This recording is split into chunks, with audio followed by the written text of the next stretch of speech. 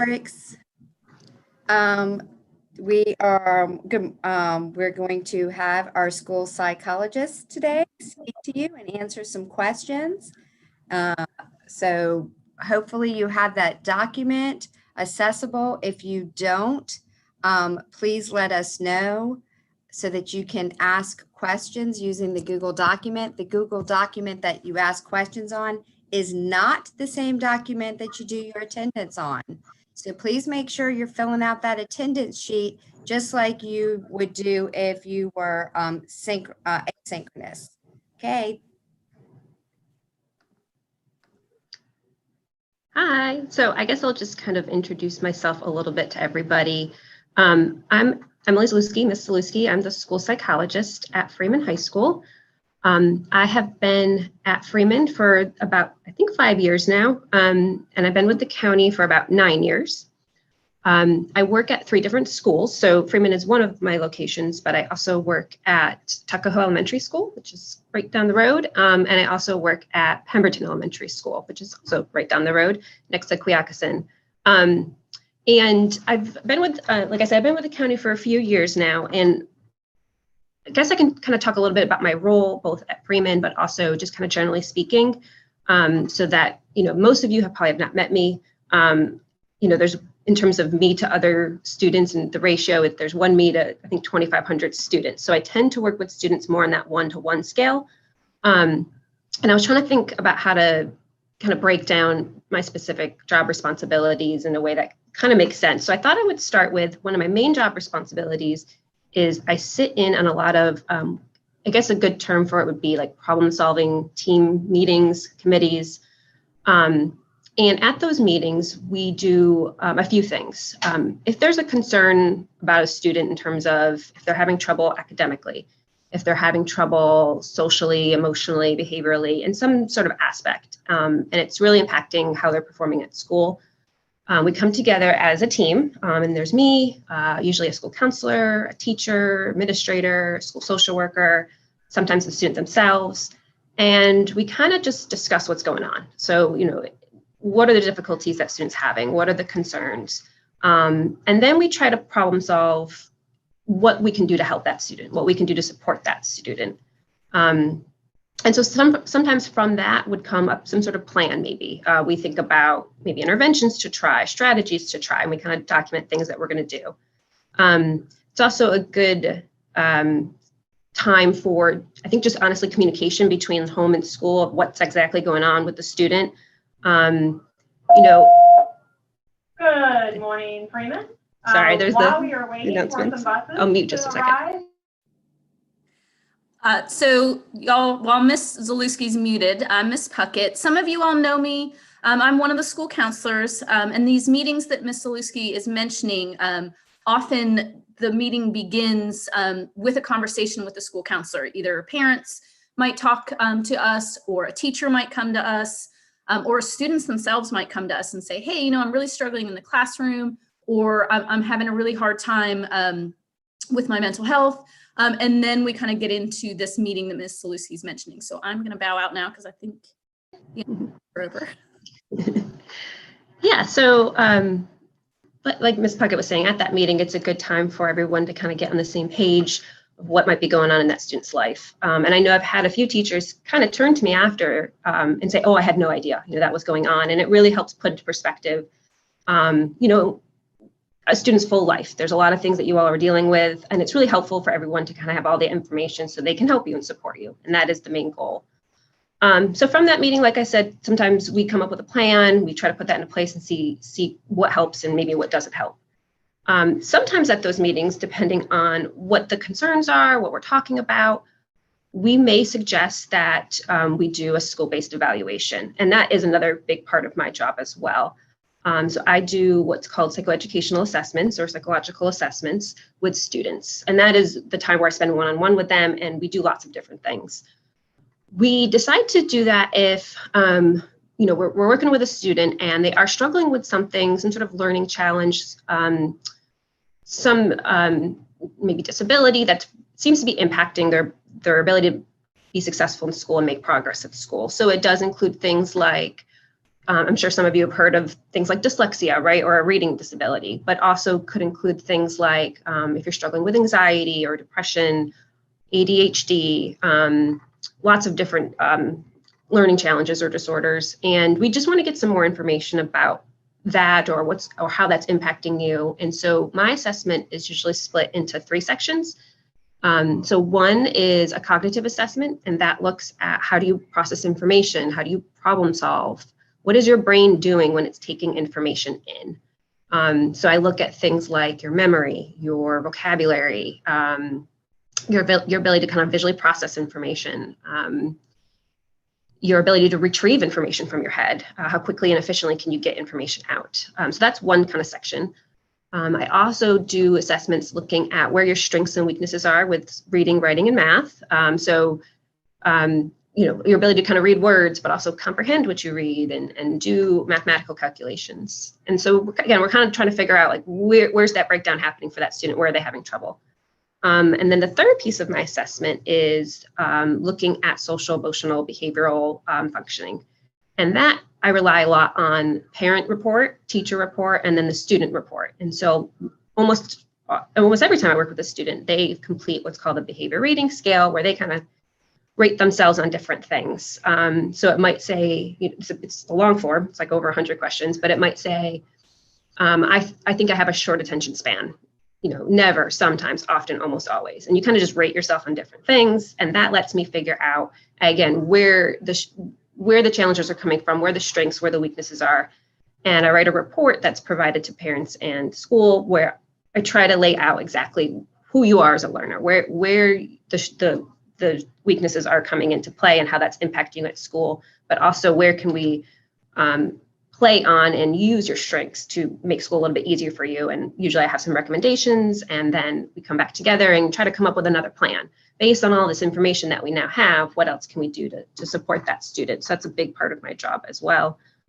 And then sometimes I also will do some direct social emotional support with students. So I've done individual counseling, I've done group counseling, I've done over at Pemberton, the last few years, although unfortunately not this year, I have been going into the 4th grade classroom and doing mindfulness lessons with the students. So we do that once a week for about 15-30 minutes, where we do a different mindfulness activity, which I really enjoy doing. I support schools if they're going through a crisis. So I will show up for the crisis team if that's needed.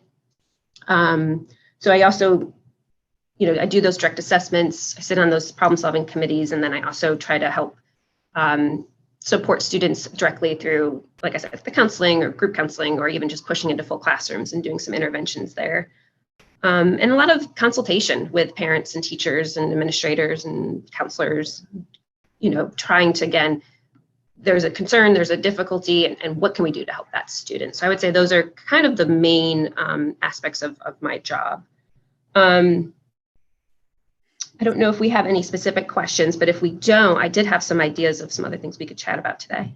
We do. We actually have a great question. I'm skipping over a few about how to become a psychologist and kind of saving those for the end, just because you're talking about the job itself. I had a great question from a student.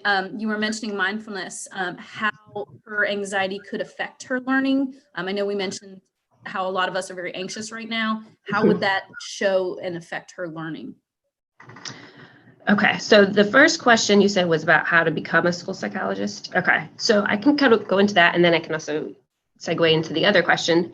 So for school psychology, I actually did not know what a school psychologist was until I was in college. And I thought I didn't have one at my school, and I went back and we did. It was during one of my undergrad classes, and the professor asked, like, what does everybody want to do with their psychology degree? And many people said school psychology. And I was like, what is that? So I looked into it, and it sounded like it really fit me in terms of the types of things that I'm responsible for.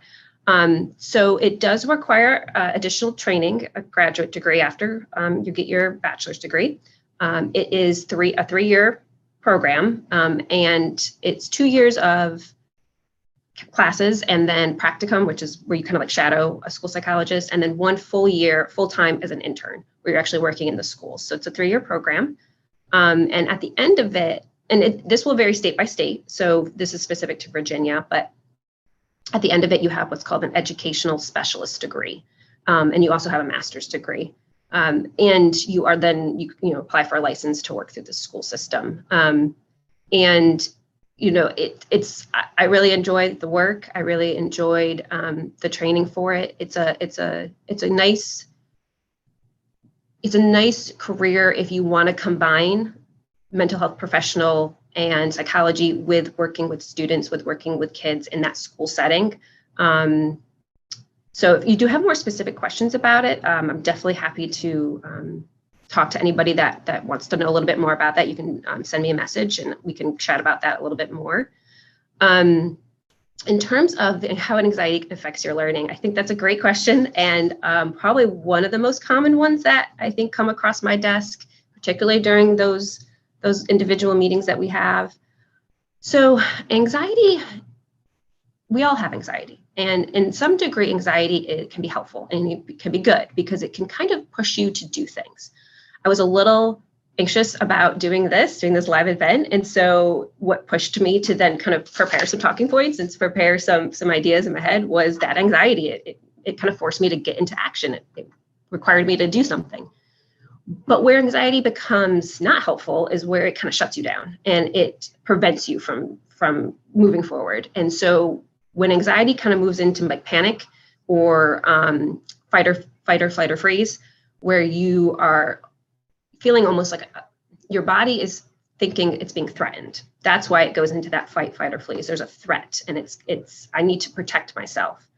And when that happens, the frontal part of your brain, the prefrontal cortex, where all your higher level thinking happens, where your abstract reasoning happens, where all your critical thinking and your executive functioning happens, that kind of gets shut down because your body's in that sort of, like I said, that fight or flight, and you don't need those critical thinking skills. You just need to survive.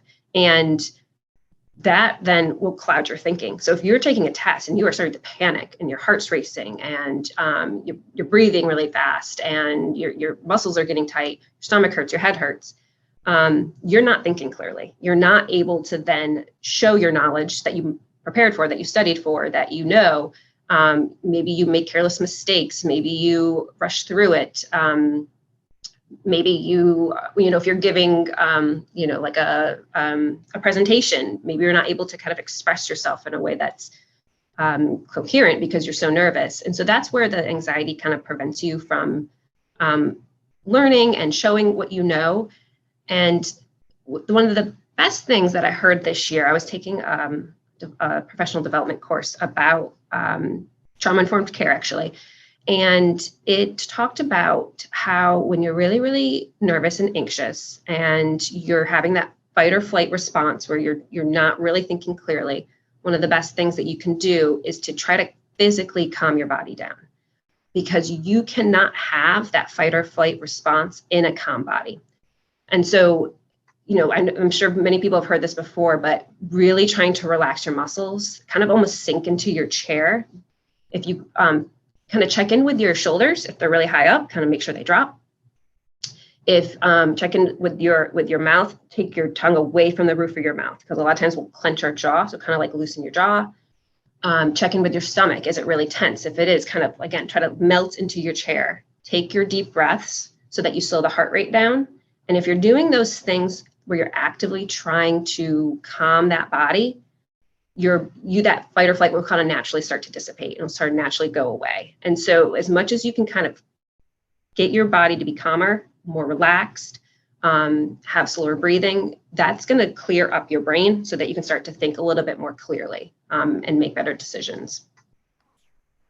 I think that's super helpful for what I see on a daily basis with my students who get test anxiety sometimes, where it's something like a test will trigger that. And other times, coming back in the building in Corona has been very anxiety provoking for a lot of people, and I've seen that. But I have some interesting questions from kids, not necessarily towards the mental health piece of your job, but more towards the learning piece. So how would a student maybe not know that they have a learning disability, but how would somebody have an idea that, they do have a struggle with dyslexia or ADD or dysgraphia or any of the learning disabilities? So each of those is going to have slightly different symptoms and characteristics. So I can kind of maybe start with like a reading disability. So students that have reading disabilities, generally speaking, and this is not the case every single time, but that tends to kind of show up somewhat early on. And so in elementary school, they tend to maybe not make progress at the same rate of their peers with getting the letter sounds and the sight words, and then what reading level they're on. Those students kind of tend to be a little bit behind their peers. You might, dyslexia is a specific type of reading disability. There's actually there's lots of different kinds of reading disabilities, but with dyslexia, that's a specific one that really affects a person's ability to decode and spell, and that sort of word level reading where things kind of get jumbled up in their brains and they have trouble reading, and maybe it's very like a laborious read where it's like you're pulling every word out and it's not fluent. It's very hard to get through it if you're reading out loud. Again, spelling, maybe they're either very phonetic, so they have trouble with irregular words. So there's a lot of words in the English language that you just have to know, you just have to memorize. You can't spell it phonetically, and so sometimes students will spell everything phonetically. With a different type of reading difficulty might be specific to comprehension. So students that have like dyslexia typically have difficulty reading in and of itself. They have trouble reading the words and reading fluently. But there are some students that read maybe beautifully, fluently, accurately. They have no trouble reading. But then you ask them about what did you just read? Well, can you tell me anything about what you read? They have trouble understanding what they read. And it's not because they weren't paying attention or they were bored, like they truly could not comprehend what they read. So that's a different type of reading disability. So you would see it, you would kind of know, maybe you've always had a little difficulty reading. Maybe it's been really hard. Maybe you've avoided it because it's been hard, and so you weren't practicing as much. Maybe it takes you longer to read than your peers. Maybe you need to read things multiple times. Things like that might indicate that you're having some difficulty with reading. With like ADHD or ADD. So ADHD is attention deficit hyperactivity disorder, and that is a disorder specific to students that have, so there's three types. There's the inattentive type. So that's the type that's just distracted, inattentive. They daydream a lot.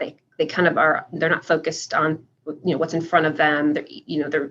Someone's walking outside the hallway and they turn and look every time. You can also have ADHD hyperactive type, which is bouncy, fidgety, restless, has trouble inhibiting an impulse. Like you do something and you do it and you don't think it through. Those students tend to want to get up and move around a lot. They have trouble kind of sitting still.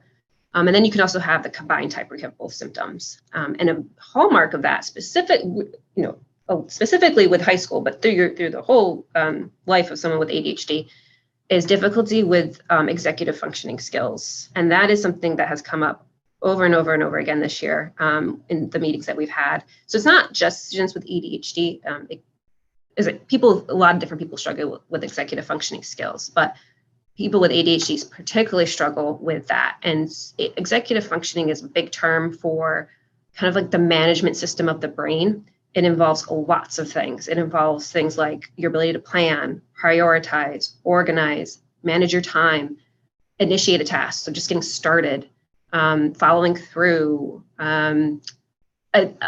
monitoring your output, like checking over your own work. Actually made a list here because I didn't want to forget any. Being able to inhibit an impulse in your response, like you blurt out things and not think things through. Working memory, holding things in your head and then applying it later. Students, again, with ADHD really, really struggle with executive functioning, and that makes school really difficult for them a lot of times because they do have trouble organizing and managing their time and following through and initiating tasks.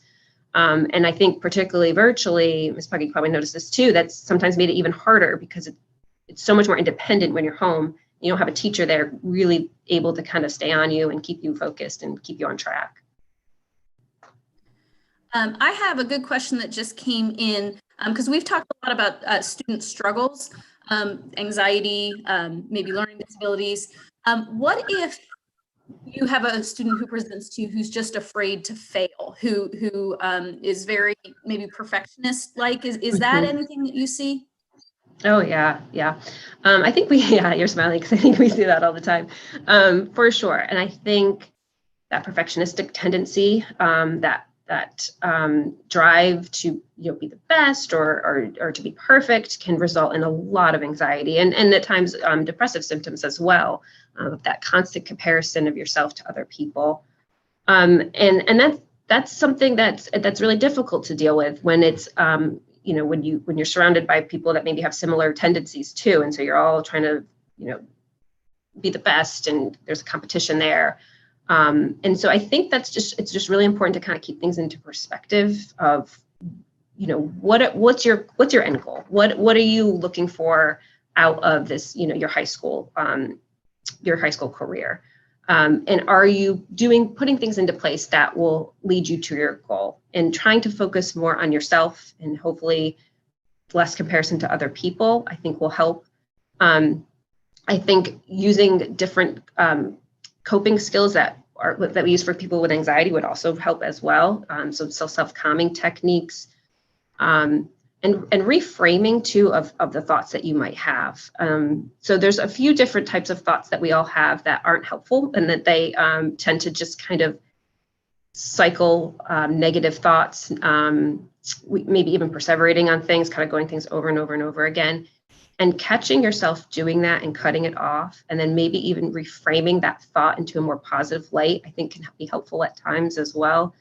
So, for example, if you're taking a test and maybe you don't do as well as you had hoped, you might say, well, I'm terrible. This is awful. This is going to ruin my whole, year, and just kind of really let that one moment kind of spiral. Kind of catching yourself doing that, like recognize that you're doing that, cut it off, and then maybe reframe that thought and say, okay, this was just one test, and there will be another test, and this one test isn't going to determine the rest of my life, and we'll do something different next time. And just trying to always catch yourself in those moments where you're having those catastrophic thoughts, those really negative thoughts, that's negative self-talk, and trying to reframe it as best you can. And then obviously, since I talked about doing mindfulness, I'm a big fan of mindfulness personally. I use it all the time, where the whole point of that is to just kind of be present in the moment. A lot of anxiety comes from worrying about future events. And mindfulness kind of helps ground you in the moment, so you're not thinking about things that are going to happen. Think about things that already happened, because you can't change that, and focusing on the here and now, and keeping, again, that calm body where you're taking deep breaths, or you're doing a body scan where you're kind of starting from the top of your head or bottom of your feet and kind of going up and just relaxing each muscle and checking in with each muscle to make sure that you're physically calm. Checking in with your emotions. Sometimes just recognizing that whatever emotion you're having, like, hey, I'm really angry right now. I'm really upset right now. I'm really frustrated right now. And saying it out loud can sometimes be really helpful, because sometimes we act in ways we don't know why. It's because we're not really paying attention to our emotions and we're just reacting. And so sometimes just checking in with an emotion, I think, can be helpful too. That is super helpful, because you've just done an amazing counseling session for our kids, and really shown sort of that, your job is the counseling mental health piece as well as the testing and the academic piece. So just kind of round us out for 9:30. There was a question that I think is great. What was the moment in your life where you decided you really wanted to be a psychologist? It was in college. I went into high school. I went to college not knowing what I was going to major in. So I was undeclared, I think, for the first year or so. And I took an intro to psych class, and it just really, as silly as it sounds, it really kind of spoke to me, and it made sense to me, and I enjoyed it. And I think anybody that goes into either the school psych or school counselor or school social worker, we tend to be like helper people. We like to help. And so I like that idea of just helping other people. And I struggled in high school for sure with feeling anxious a lot. So I thought the more knowledge I have about that, I can help myself and then hopefully help other people. That's awesome. Thank you. Ms. Kaplan, to round out our students so they know what to do, because I have one SOL question I need to answer. Okay. Yes, I wanted to remind you guys, I know she said to relax your shoulders, but sometimes if you go like lift your shoulders up and then relax them, I mean, or you squeeze your hands and then relax them, that will help you relax because you might not know what is tense. So remember what we had talked about last month in our Wellness Wednesday with Dr. Bitsko. Also, I wanted to touch on you guys who are anxious about returning in the fall. Ms. and Mrs. Zalewski and I talked about maybe you taking a class this summer and easing your way back into the building. That may help with your anxiety in returning. So I know we wanted to talk about that. Does anybody else have anything to say? We have one question, and again, it's anxiety, and I get it. If you are a virtual student and you have not come back yet, the first time you're coming back is for an SOL on a Wednesday. We have the most amazing testing coordinator, Miss Riley. She helps anyone with anxiety with her super being organized. Everybody has a classroom to report to. There will be adults in the hallway telling you where to go. If you are concerned as to what classroom you're going to on a Wednesday and you haven't been here yet, any adult standing in the hallway, just walk up to them. I know I plan to be in the hallway with my computer. We have a locator to tell you where to go. So please do not be worried or anxious about coming back if you haven't been in the building yet and not knowing which room to go to for your SOL. We got it all organized. It's all handled.